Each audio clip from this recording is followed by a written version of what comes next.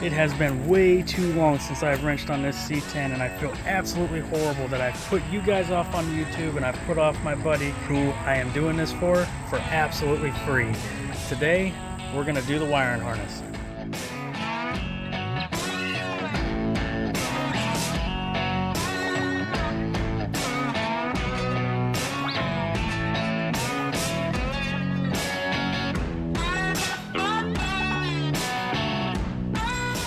Alright, we'll start it off with a sound check. Here's what we got. I got it laid here on my workbench, which is my Mustang is set up for an LS, and maybe it'll happen one day. I don't really need it, I don't really want it. But anyway, we're not talking about this car today. We are talking about that car over there. Sorry, excuse my mess over here. I need to clean up. We just had a hurricane go through here, and I moved the truck out of the way because we got a tree over there in my fall. But anyway, get to the truck. Here we go. We got our transmission controller, we have our ECU, fuse box with our relays and everything. I got everything labeled out. This is just a cheap wiring harness here. This is the same exact one that I bought off of eBay that is in my 79 Firebird with an LS swap in it that I've been driving for almost 3 years now. It's at least 2.5 years now, and I have had zero issues with it. But the things I've had issues with that car is stuff that I've messed up on myself, which 100% my fault. Nothing to do with wiring harness or anything. It was actually a fuel filter that was the wrong rating in the wrong spot, and it burned up a fuel pump. But other than that, the car's pretty much been worry-free, reliable. I've driven it almost 20,000 miles at this point. It's been on the Hot Rod Power Tour, it's been the Rod Run twice, and it's a fun car. So I'm trying to do the same thing for my buddy with his C10. So here's what we got here. Like I said, this is just a cheap harness, and I just went ahead and labeled everything. There's a transmission plug. I think that's your speed sensor. I think these are your coils. Yep, coils. And then you got a ground right there. It's probably going to the head. But anyway, I labeled everything. Look at that. We got injector 4 right here. I mean, I tried to label everything. This is one of the most important ones right here, is your key on and your fuel pump. And I believe, I don't have it labeled, but I believe this purple wire right here, very important one. A lot of people miss it, and I can't stress it enough. It's an electronic transmission, like a 4L60E, 4L80E, or anything with a lockup converter. This has the 6L80E in it. You're gonna need your lockup wired up to your brake switch. If you're starting out with a car that does not have factory cruise control, you are going to have to get a different brake switch. You're gonna have to get, I believe it's a 4-prong brake switch instead of a 2-prong, because you're gonna have to have constant 12 volt going to something for your converter clutch. But other than that, it is pretty much plug and play. And we also have this stuff around here, which I got this stuff out here as well, because I actually have the fuel system that I'm actually going to be working on too, but it's not going to be in this video. But we're just doing a simple inline fuel pump, same one that I've been running on my Firebird. This is just a cheap O'Reilly's. I think this thing is like 25 bucks or 30 bucks or something like that, and it's been absolutely perfectly reliable. It's been perfect for 2 years on my car, not a single issue. And then we have a Corvette fuel regulator, which I believe these trucks, or at least the engine that this 5.3 came out of, which was a 2014 Yukon, actually has a similar system to this. So there should be no really any tune requirements, as well as we are using a stock factory air box and everything, which I will mount this up here so we actually get good consistent airflow out of here. And I may or may not widen that a little bit, just to widen it or cone it or something. I don't know what yet, but I'm actually pretty happy about this. It's actually worked out really good. So with the cover on and everything, it looks really, really good. And we still got to clean up all that stuff. Most of that stuff is for the starter, so a lot of that will be out of the way. And I don't want to say most of it, but a few of those wires are for the starter, I think up there. But anyway, a lot of this is AC stuff, and we don't have AC anymore. Maybe one day, but all this stuff is going to be cleaned up, tucked away, and just put away for the time being until my buddy either wants AC or whatnot. My job is just to get it running and driving, and then he can do whatever he wants to it. This is, like I said, this is not my truck. This is my buddy's truck. I want to help him out as much as I can, just because my 79 Firebird all the way down there is a daily driver, and he said he wants his truck to be a daily driver as well. So I I want to help him out. I'm excited to help him out. I hate that I've put him off this far. We've had a lot of family issues, but we're back and we're better than ever, and we're going to get this thing running hopefully in another week or two. So let's get to it. Let's get this wiring harness up. Biggest thing is, how's this thing going to mount? Where's this thing going to lay? We got access holes in the firewall. I don't know if we'll have to make some of those bigger or make additional ones. I don't like to make additional holes that are not there already. Looks like we got something going underneath that we may, not sure, but still we need to find access ports or make them. Try and clean this up at least better than what I have my car. Matter of fact, let's go look at my car just to show what we've got going on. So here it is. It's just a little 5.3, nothing special, and for the longest time I thought it was a 4.8, and it was verified here recently when I plugged in HP tuners and found out the VIN and then verified with the VIN. This engine is a 5.3 and not a 4.8, which makes me a lot happier. So I got a screaming good deal on this thing, and I got a video on that one too if you guys haven't seen it. You can definitely tell this is my first time ever doing this. The wiring's a little messy back there and everything. It really needs to be cleaned up, but the inside it is pretty clean. I do have it kind of tucked away underneath the dash on the passenger side, and you really can't see it unless you're really looking for it. But that part I'm kind of happy with. I'm not happy with entirely all of this, but it is what it is. And like I said, I daily drive it. I've got about 20,000 miles on it the last 2.5 years, and I've had pretty much zero issues with it. Enough with this car. Let's get back to the truck.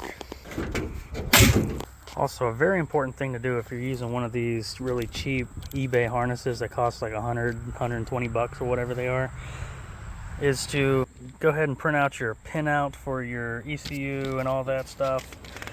ECM, whatever, I don't know what they're called, the computer. But anyway, just make some notes and maybe make some highlights and just verify that, you know, the wires are going to the correct places. Like, really important thing is I really wanted to verify that the injector wires were actually going to the correct injector. We don't need no misfire right off the rip. Just verifying some wire colors and all that stuff, and just basically just making sure things are going to where they're supposed to be going.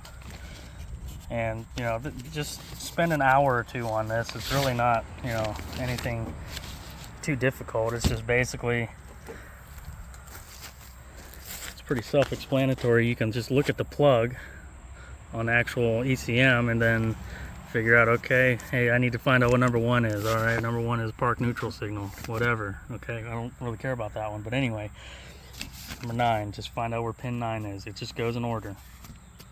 Very, very simple. But I don't remember where I got these. I know with the Gen 3 stuff, there's lt1swap.com, and I know it's called LT1, but there's a lot of LS stuff on it.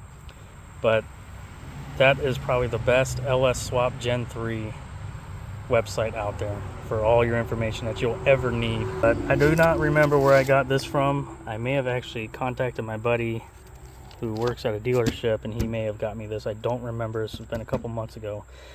But you may be able just to type it in on Google, find it, and it's that easy. A lot of times you got to click on a couple different websites, forums, and all that stuff. They're still very helpful, the forums. A lot of good information you sometimes have to dig, but they're out there. So with this, I think we're just gonna lay it in there, see how things lay out. We may have to extend stuff or shorten stuff, I don't know yet, because I have a feeling that some of this stuff may be set up for like an LS intake, and the truck intake, sometimes like the map sensors in a different location and all that stuff, you may have to shorten or shorten or lengthen or reroute, that's a hard word to say, reroute the wires. Sometimes. I think I had to do that once or twice on things on my car. We won't know until we actually put it on there. I'm going to try and hide these somewhere, maybe inside the cab. I like to put these inside the cab. I really don't know how well these older cars are actually sealed up for when it actually rains, and I would hate for something to happen to this. So I think I'm going to try and find a place for these inside, but if not, we'll try and cover it up on the underneath the engine bay. So here's after I got pretty much all of the engine harness, pigtails, whatever you want to call them, clips all clipped in and everything. I tried to make it as neat as possible, and we still have a mess over here, and this is all not permanent right now, and I'm gonna try and see if I can use a factory little plastic little bracket thing to hold the transmission controller as well as the ECM. Here's all transmission stuff. I just got these off to the side right now because it's too hot right now and I don't feel like crawling underneath the truck and getting it more all sweaty and getting all the sand and dirt and stuck to my back and neck and everything else. So that's that, and we just got these kind of moved out the way right now. I haven't spliced any of these wires yet, like the key on, which is going to go to the distributor. I believe that should be a constant 12 volt, and the key on constant 12 volt, if I remember right.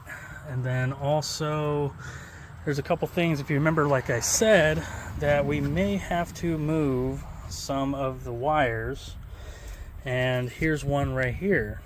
Now I can go under here and everything, but this needs to go to the mass airflow sensor, and doesn't look like it would have even reached, even if it was about right there, because I had to add this tiny little, I don't know, 4-inch little piece to make it fully extend to where it needs to go.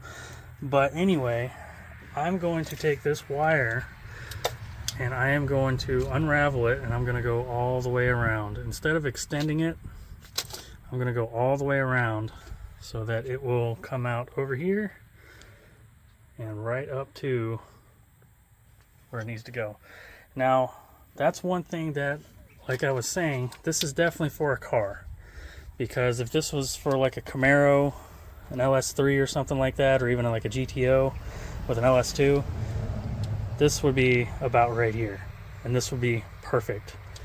But this is on the opposite side, which I do have this off of a GT350 that I can maybe make work, but I don't know if I want to get rid of it. But I don't know. You know, we'll see. I would like to get the factory stuff to work. I think it's pretty neat to use the factory stuff, especially when it has a factory little dust cover on it. I think it looks kind of neat, just to say, you know, you pop the hood and dang, this looks like it came that way. And that's kind of my whole goal that I'm doing with this.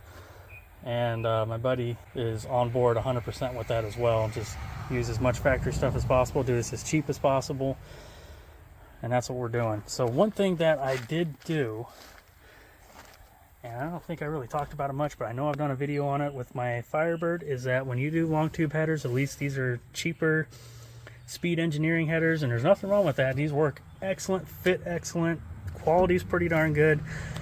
But one thing with this factory spark plug wires is they touch the header right here on a couple. I believe it was this one, and I think there's one on the other side that do it as well, maybe two on the other side.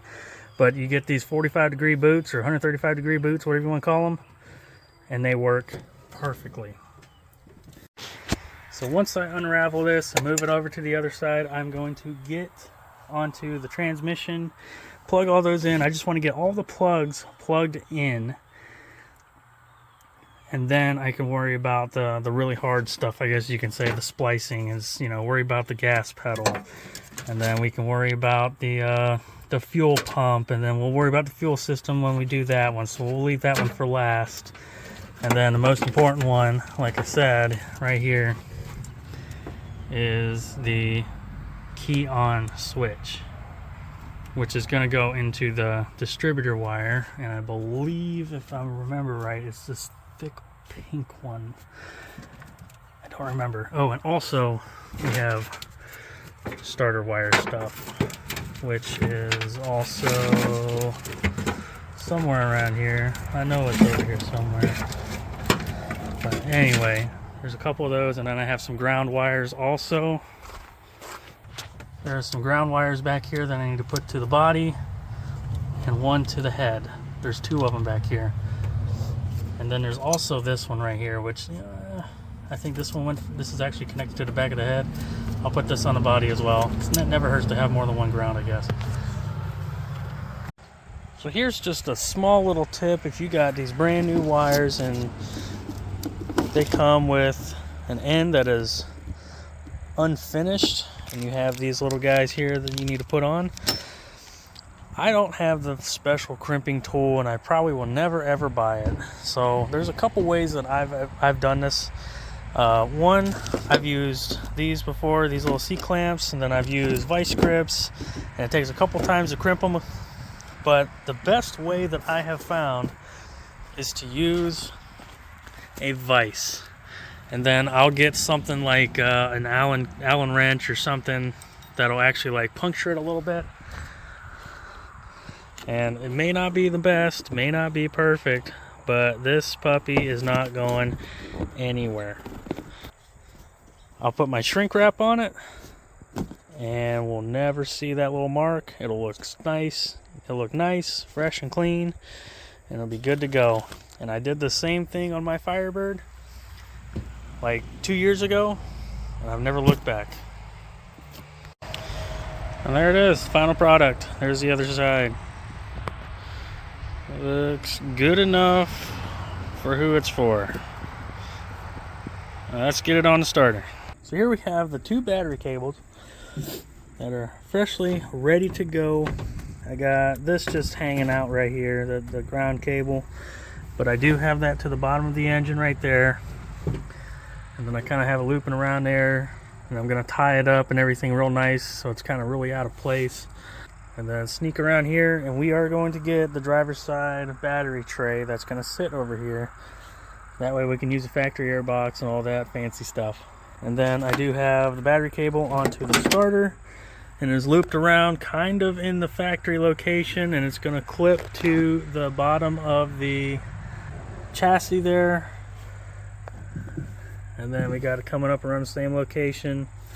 And we'll probably go around here once the battery tray comes in, just kind of tuck it in and everything. But I'm just going to leave everything open until we actually get the tray. But for now, this is where it's at, and I feel pretty happy about it. And I could maybe hide this a little bit more, kind of go up here and tuck underneath the radiator and maybe come up through here. And then sneak behind there, which I think I actually might do that. It actually might look a little bit better, and I may do the same thing with the ground now looking at it. But still, it's in here for the time being. It's temporary, it's not permanent, nothing's tied down permanently. And so far, it's looking pretty good.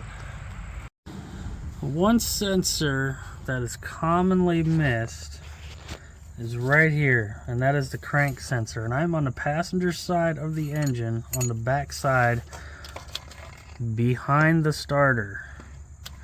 I took the starter off just to make this a little bit easier. I don't have much room right now, but I mean, the starter's only 2 bolts, and the thing about it, don't be torquing these bolts too tight when you put the starter back on, or they will break. I do have down here the old starter wire, which the old style, the old one had a little threaded rod, and you just put a nut on and you go. But this newer style has a plug. I don't know if you can really see it. Plug right there. And I'm just gonna go find a plug that fits, and I will replace this with the little plug just to make it nice and easy and ready to go, instead of buying a new starter that actually works, or instead of buying a new starter that has the older style like what's on my Firebird. Just one little thing gotta think about, gotta understand. And now this is from the original harness too. This is the purple wire that went to the starter originally. Now the wires that I have on the starter right now is one, the battery cable, the main positive battery cable, and then the harness cables right there. And then your other little prong, you don't worry about that, it's just a ground. So since none of the stores around me has this little plug that we need, I have this Racetronics wiring harness for the fuel system I have for my 99 Camaro SS that I'm probably never going to use. And it just so happens to have the correct plug, which is exactly what we need. So I'm probably never going to use this thing. And if I do, I have a video showing right here. This is exactly what I need. So I'm not going to miss it. I can just splice that in. It's not a big deal. It's just a plug. We can get it later down the road if I ever need it. So I'm going to clip this off, splice it into the existing harness, plug it into the starter. We should be good to go. We are getting very close to at least trying to start this or turn this thing over. One of the last things I have to do is do the ground wires for the harness. And I don't know if you can see them or not. Here's one. See a little ring? There it is. And then there's another one down there too. And I'm going to put one to the head and I'm going to put one right here. Now this, I don't know if I said it in this video or not. I don't like to make new holes typically if I can avoid it. I like to use existing holes. So this actually had this right here. This little clip for the, looks like the washer, windshield wipers or something like that. And so I just clean that up a little bit. And then I will actually not use the same one. We got this little guy here, which I did clean it up and I was going to use it, but I was like, you know what, let's get something a little bit more beefy. So it's the same type, it's just a tech screw, self-tapping tech screw. So not creating a hole, just going to make it just a little bit bigger. And it should look pretty factory, I guess you could say, just look okay. So that's what I'm going to do. I did clean those up. Oh, and then I did find a bolt. This is just bolts that we had laying around, left over. I am going to put this to the back of the head for the one ground wire, and we'll call it a day. All right, so everything is a mess right now, so that's okay. That's okay, right? All right, but I will tidy this thing up. I just want to make sure things are going to the way that they were supposed to be going, and I still need to mess with this distributor wire over here, this pink one, and that is going to be our actual key on 12-volt source that I need to hook up to this guy right here, which goes to the computer. But right now, here is the old alternator wires, and then here is a constant 12-volt to the positive side, and then here I am going to stick another ground lead off of here, probably just somewhere under here, probably right there. Looks perfect. But anyway, if all things look right, I should be able to turn this thing over at least. Crossing my fingers, I have everything hooked up the way I think it should be. At least this is the way that my Firebird's all hooked up. So this is the Gen 4, might be a little bit different truck, but still, we're tracing the same wires. So here we go, we're gonna go try this the first time. Good job. I jumped. You jump, okay, stand over here. All right, thank you, stay right there. All right, I'm a little nervous here.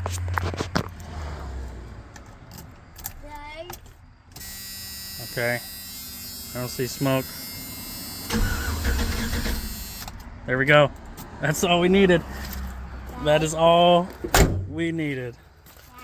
I got it right. Okay, look for smoke, look for smoke. I don't see smoke, I don't see smoke. Don't see smoke. Everything looks to be okay. All right, now we don't have the best grounds right now because all this stuff is loose. So that's why I was probably turning over a little bit slow. But anyway, we're done for now.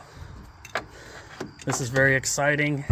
And that there is how easy it can be to wire up an LS using just a stock harness and just an eBay harness. Now, we're not completely done because we still have to do the interior stuff. And I'm going to do a part 2 on this one just to get the actual interior stuff done, and along with the fuel system I'll probably loop all that stuff together. But for now, this is a win-win-win. I love this. This is awesome. So please be on the lookout for the next video. It should be coming very, very soon. I'm hopefully going to get it out in another week. That's my plan. I'm hoping so. You know, things pop up. You never know. But that's my plan. Be on the lookout for it. If you guys like content like this, keep following along. Please hit the subscribe button and hit the like button, and we'll catch you guys in the next one. Take it easy.